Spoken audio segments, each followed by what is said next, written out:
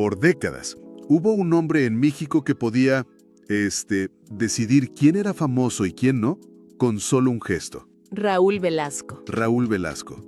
Y su programa Siempre en Domingo no era solo televisión, era el centro de gravedad de toda la industria. Un imperio. Un verdadero imperio. Pero, como todos los imperios, pues llegó a su fin. Y cuando las luces se apagaron, su poder tan inmenso no pasó a un heredero. No. Detrás quedaron 5 hijos. Y la gran pregunta es, ¿qué pasa cuando heredas un apellido que es más grande que tú? Precisamente. Para explorar esa pregunta, hoy nos vamos a sumergir en un análisis muy revelador del canal Fama Kids, Órale. que justamente se dio a la tarea de seguirle la pista a cada uno de los herederos de Velasco. Es una historia fascinante sobre el poder, la familia y, sobre todo, el silencio. Me encanta el tema. ¿Por qué no vamos a hablar de la herencia material, del dinero? Para nada. Aquí la clave es esa herencia invisible, el peso del nombre. ¿Cómo se vive con eso? ¿Cómo se negocia con la sombra de una figura tan dominante? Esa es la misión de hoy. Desentrañar cómo cada uno de sus 5 hijos encontró su propia respuesta. Y para entender a los hijos, primero hay que dimensionar al padre. La influencia de Velasco iba mucho, pero mucho más allá de una cámara. Totalmente. Él marcaba el pulso de la industria. Era el filtro absoluto entre el anonimato y la gloria. El escenario de Siempre en Domingo era, como bien lo describe el material, una especie de altar moderno donde se consagraban o se desechaban carreras. Tenía el poder de crear estrellas de la nada. De la nada. Y proyectaba una imagen de control total. Hacia afuera, la familia Velasco parecía una extensión de esa disciplina. Orden, éxito, 0 escándalos. Una narrativa perfecta. Sí, casi de manual. Pero me imagino que puertas adentro, ese mismo control se debía sentir muy diferente. Ahí está el nudo de todo. Lo que es fascinante es cómo ese poder público, al volverse cotidiano, se filtra en la dinámica familiar. Claro.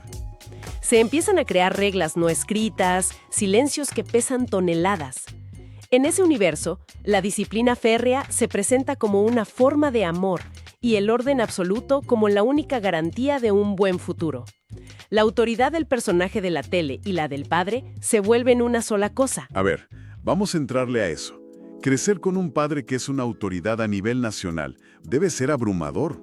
Uf, sí. Por un lado, el apellido te abre todas las puertas, pero por otro, te pone una vara altísima, imposible de alcanzar. Imposible. El mensaje que recibes todos los días, aunque nadie lo diga en voz alta, es: este apellido pesa, y más te vale saber cargarlo.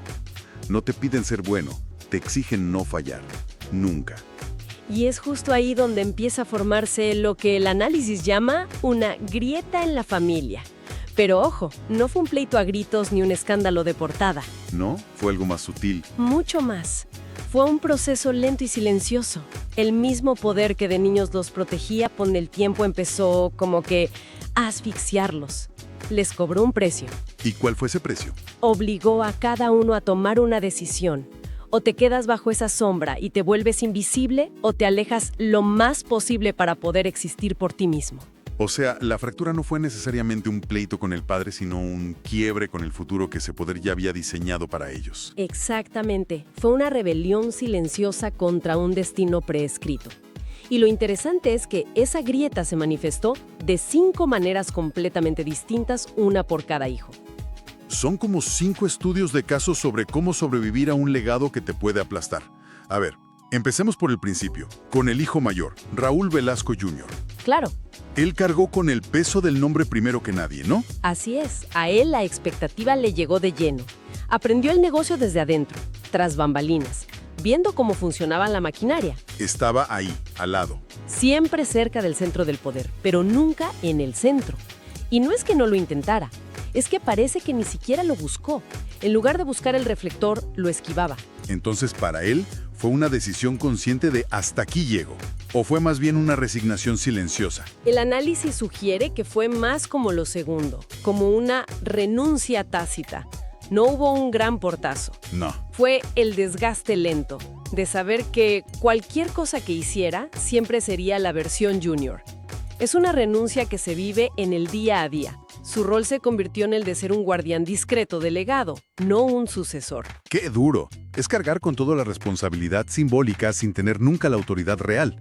Y es interesante, porque su hermana Claudia eligió una estrategia parecida, pero llevada al extremo. Al extremo, sí. No solo se hizo a un lado, buscó desaparecer por completo.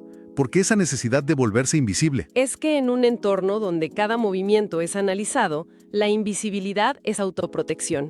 Fue su manera de tomar el control. O sea, si no me ven, no me pueden juzgar. Exacto. Si no hablo, no pueden torcer mis palabras. Su silencio fue un acto de poder, el único que quizás sentía que tenía a su alcance. Pero ese silencio tiene un costo altísimo. Al desaparecer del mapa, renuncias a contar tu propia historia. Totalmente. Dejas que otros la definan por ti, o peor, que no la cuenten. Y es lo que pasó. Su figura se fue desvaneciendo del relato oficial. Se volvió casi un fantasma. Totalmente. Y en el otro extremo tenemos a Arturo Velasco. Él tomó el camino más complicado de todos. El de competir en el mismo terreno. Justo. Se metió de lleno a la producción musical, a organizar eventos masivos, a manejar artistas, y le fue bien. Su carrera es real, construida con trabajo y resultados. Parecía el heredero natural, ¿no? Hablaba el mismo idioma, conocía el negocio. Brutal. Pero justo por eso la comparación debió ser brutal. Caminar por el mismo sendero significaba vivir bajo una comparación eterna. Claro, cada logro era medido con la vara del padre. Una vara que ya era leyenda. No bastaba con organizar un buen concierto. La exigencia implícita era que fuera tan legendario como los de siempre en domingo. Hay una frase en el análisis que lo resume de una forma tremenda. Obtuvo reconocimiento sin consagración, éxito sin corona. Uf, es fuertísima esa frase. Es que es eso. Es como si produjeras un festival increíble y la nota del periódico dijera: Arturo Velasco, hijo del legendario Raúl Velasco, organiza un exitoso evento. El apellido siempre va primero. Es la paradoja de su éxito. Aprendió a la mala que, en un sistema construido alrededor de un solo nombre, el segundo lugar es el único posible. Su ruptura no fue irse, fue quedarse, sabiendo que el trono simbólico nunca jamás iba a estar disponible. A ver, déjame recapitular. Tenemos 3 hermanos y ya vemos 3 rutas de escape muy claras. Uno se queda como el guardián silencioso. Ajá. Otra se hace invisible para protegerse. Sí. Y el tercero compite en una carrera que sabe que no puede ganar. Es increíble que un poder tan grande no haya generado un heredero, sino estrategias de supervivencia. Y las otras 2 son igual de reveladoras. Diego Velasco, por ejemplo, eligió la ruptura geográfica. Se fue. Agarró sus cosas, se fue de México y se estableció en Europa. Una familia, una vida nueva, lejos del epicentro del apellido. Eso es bajarle el volumen al legado a propósito, ¿no? En otro país, en otro contexto, el apellido Velasco se convierte en un dato curioso, no en una identidad que te define. Te da aire para respirar. Le ofreció normalidad. Pero esa normalidad también tuvo un precio. ¿Cuál? Al irse, aceptó quedar fuera del relato histórico de la familia en México.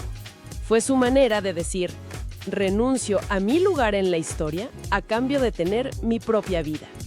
Una salida limpia, pero definitiva. Y finalmente, nos queda la hija menor, Karina Velasco. Ella sí coqueteó con los medios, tuvo una breve aparición en televisión. Sí, pero ya en una etapa donde el poder de su padre estaba en declive. Fue una presencia casi fugaz. Y después de eso vino el quiebre más radical de todos. ¿Ah, sí? Karina se retiró no solo de la televisión, sino de toda la lógica de éxito que había definido a su familia. Cambió por completo el guión. ¿Cómo? Cambió el ruido de los foros por el silencio de la meditación. La competencia por la fama la cambió por la búsqueda interior. Se dedicó al bienestar, a la espiritualidad, a un mundo que está en las antípodas del de su padre. Órale. Mucha gente no lo entendió. La veían como alguien que lo tenía todo y decidió soltarlo. ¡Qué increíble! De todos, el camino de Karina parece el más valiente. Sí, lo es. Porque no es solo renunciar a la fama, es renunciar a la definición de éxito con la que creciste. Es atreverse a decir: las reglas de su juego ya no son las mías. Rompió con el mandato más fuerte del poder, la permanencia, la idea de continuar el linaje. Su quiebre no fue un escándalo público, fue una transformación íntima y profunda. Decidió que su apellido no sería su destino, sino apenas un capítulo en su historia. La Greta, en su caso, se convirtió en una reinvención total. Total. Entonces, si juntamos las 5 piezas, tenemos 5 respuestas muy diferentes a una misma presión. Pero esto me lleva a la pregunta de fondo. ¿Por qué? ¿Por qué un hombre tan poderoso no pudo o no supo forjar un sucesor?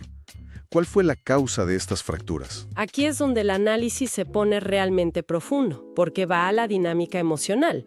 Y el argumento central es que la causa no fue la falta de amor, sino una estructura familiar moldeada por la autoridad absoluta.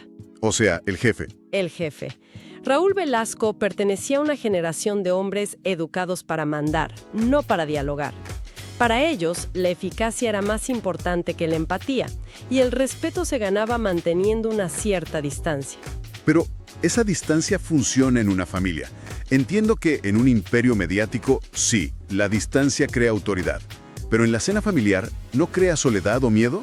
Crea un sistema vertical. El poder es vertical, el diálogo es horizontal. Y cuando uno se impone, el otro se debilita. Claro. En una casa donde la palabra del padre es ley, los hijos no aprenden a ser fuertes, aprenden a adaptarse, a no incomodar. La autonomía emocional se tiene que desarrollar a escondidas, en silencio. Es una verdad muy incómoda. Hay una frase en el material que me dejó pensando. Dice que la herida principal fue la falta de permiso para ser distintos. Es devastador, ¿no? Sí, devastador. No te prohíben ser tú mismo. Simplemente no te dan permiso para intentarlo. Exacto. El legado no los preparó para la libertad, los preparó para la contención, para la prudencia. Por eso no hubo una rebelión abierta. ¿Contra quién te ibas a rebelar si el sistema funcionaba a la perfección? Y en teoría, ¿era por tu propio bien? El sistema no estaba diseñado para el después. No contemplaba qué pasaría cuando el centro de ese poder se apagara. No estaba en los planos. Cuando el liderazgo de una persona se convierte en la identidad de toda la familia, esa familia deja de ser un lugar para experimentar y equivocarse. Se convierte en una extensión del orden. Ya no estuvo, ese silencio continuó, porque no conocían otra forma de comunicarse. No hubo una transición emocional. Entonces, para recapitular, tenemos 5 hijos, 5 estrategias distintas para lidiar con el precio de este legado. Así es. El trabajo en la sombra, el retiro voluntario, la competencia sabiendo que lo puedes ganar, la distancia geográfica y finalmente la reinvención personal para cerrar ese capítulo. Y la conclusión que se extrae es muy potente. El poder no desaparece sin más, solo cambia de forma. Permanece en los silencios de la familia, en las decisiones que se toman para no decepcionar a un recuerdo. El análisis no busca culpables. Para nada, sino que exponen las consecuencias de un poder tan avasallador que ocupa todo el espacio, incluso el más íntimo. El poder es muy eficaz para organizar el mundo, pero siempre cobra intereses emocionales. Cierra con una reflexión que me parece fundamental. Plantea que el verdadero éxito no se mide por la fama, sino por tu capacidad de permitir que la gente que viene detrás de ti pueda vivir sin el miedo constante a decepcionarte. Exacto. Y que a veces la mejor forma de honrar una historia no es repetirla, sino tener el valor de cerrar el libro y empezar a escribir uno nuevo. Lo que nos deja con un último pensamiento para la reflexión. Si llevar el apellido de una leyenda significa vivir cargando con las expectativas de los demás, quizá la mayor victoria no sea continuar el legado, ¿Sino qué? sino recuperar la capacidad de elegir tu propio camino sin tener que pedirle permiso a nadie.